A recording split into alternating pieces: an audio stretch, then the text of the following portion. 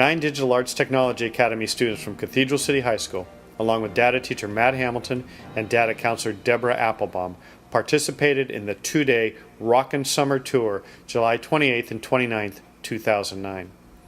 On July 28th, the students spent the day at UC Riverside in a tour organized by UC Riverside's Tony Lawrence. Students participated in a campus tour, met with an admissions officer, had a lunchtime discussion with Riverside professors Stu Krieger and Rickerby Hines, and then spent time in UCR's Smart Classroom. It was the first time any of the digital arts students had visited the UC Riverside campus.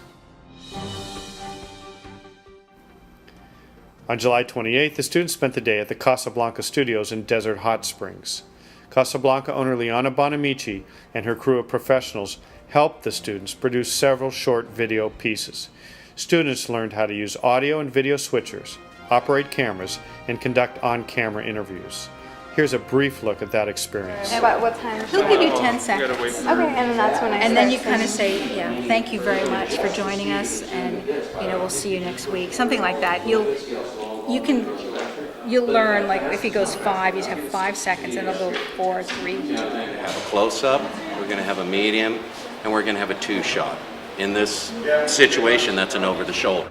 This is probably the most important monitor because that's the ready monitor, where you would go in and you'd say like ready camera 2, give me the medium long shot. Have like a visual cue with an audio cue. It's very, very difficult to it'll look like a Japanese movie. Hands on the camera, unless you have tight.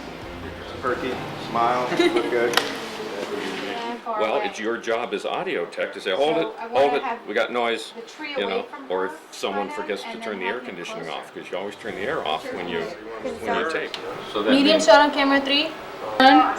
Zoom in on 1. after the credit rolls, you'll have about 2 seconds of the blue title. And that's a wrap, everybody.